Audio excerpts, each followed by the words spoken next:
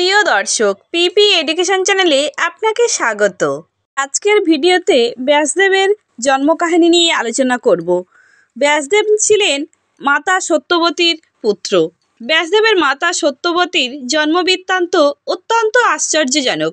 তিনি আসলে ধীবর রাজ্যের গৃহে পালিত হলেও আসলে তিনি ছিলেন চেদি রাজা উপরিচারের কন্যা। রাজা উপরিচার ছিলেন অত্যন্ত ধার্মিক, নিষ্ঠাবান, বীর ও প্রতাপশালী রাজা। দেবরাজ ইন্দ্রকে তার তপস্যা দ্বারা তিনি খুশি করেছিলেন। ভিডিওটি শুরু করার পূর্বে আমার একটাই অনুরোধ, আমার এই ক্ষুদ্র প্রয়াসকে মূল্য দিতে চ্যানেলটিকে সাবস্ক্রাইব করবেন, লাইক দেবেন। ফলে ইন্দ্রের আশীর্বাদে তিনি চেদি রাজ্য জয়লাভ করেন। উপরিচার রানী ছিল গিরিজা। গিরিজাও ছিলেন অত্যন্ত সুন্দরী ও ঈশ্বরের প্রতি ছিল তার অগাধ ভক্তি। রাজা উপরিচার ছিল ধার্মিক ব্যক্তি এবং রাজা উপরিচারের শখ ছিল শিকার করা। তিনি একবার শিকারে বনে গেলেন, কিন্তু তার মন পড়ে রইল রানীর দিকেই। শিকারে গিয়ে একদিন বিকেলে রাজা বনের একটি অশোক গাছের নিচে বসেছিলেন এবং নিজের রানীর কথা ভাবছিলেন। তখন শীতল ও সুগন্ধি বাতাস বইছিল, চারিদিকে মৃদু কণ্ঠে পাখিরা গান গাইছিল।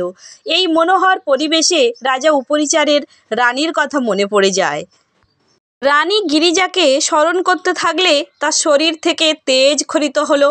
রাজা ভাবলেন তার এই তেজ নষ্ট হতে পারে না, তাই তিনি সেটি একটি পাত্রে রেখে ঈগলকে ডেকে বললেন, ঈগল পাখি, তুমি এটি আমার রানীর কাছে পৌঁছে দাও। ঈগল পাখি দুটি পালক মুখে চেপে রাজমহলের উদ্দেশ্যে উড়ে গেলেন।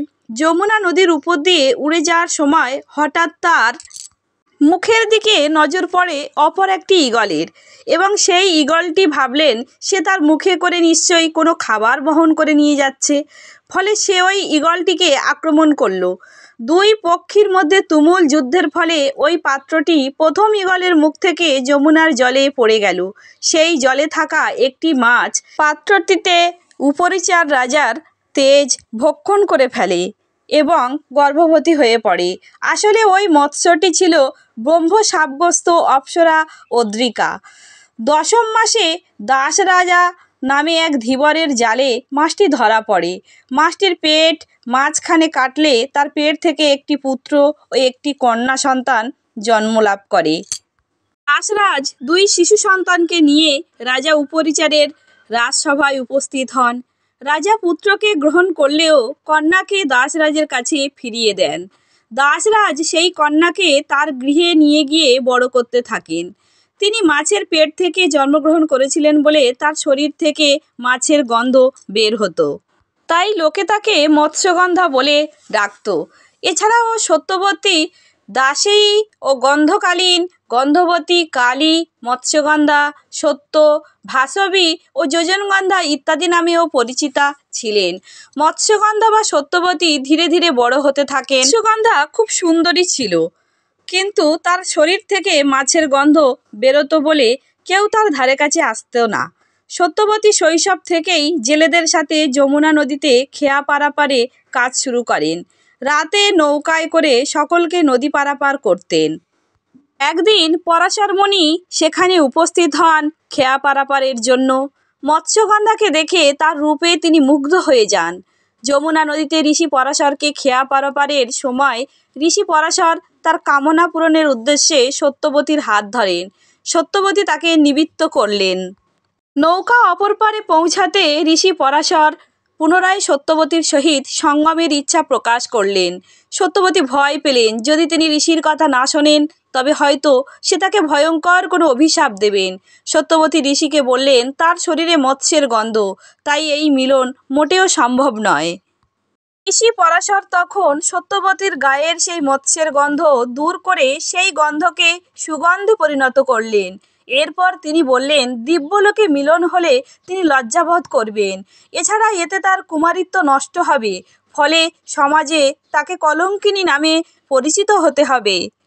পরাশর ঋষি তখন যোগ শক্তির মাধ্যমে চারিদিকে কুয়াশা সৃষ্টি করলেন।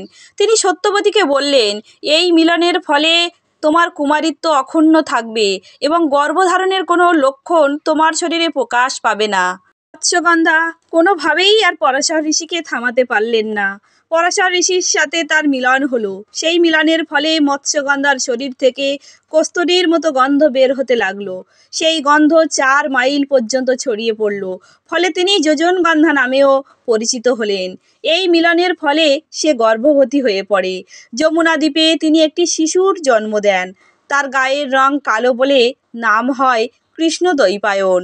কিন্তু পুত্রের জন্মের পর ধীবররাজ তার কন্যাকে বললেন যে, কন্যা, তুমি এ কী করলে? তুমি সমাজে মুখ দেখাতে পারবে না। এই পুত্র তোমার কাছে থাকলে তুমি কলঙ্কিনী বলে বিবেচিত হবে সমাজে। তোমার বিবাহ সম্ভব হবে না। এরপর নবজাতক সেই পুত্রকে নিয়ে সত্যবতী চললেন ঋষি পরাশরের আশ্রমে এর সমাধানের জন্য।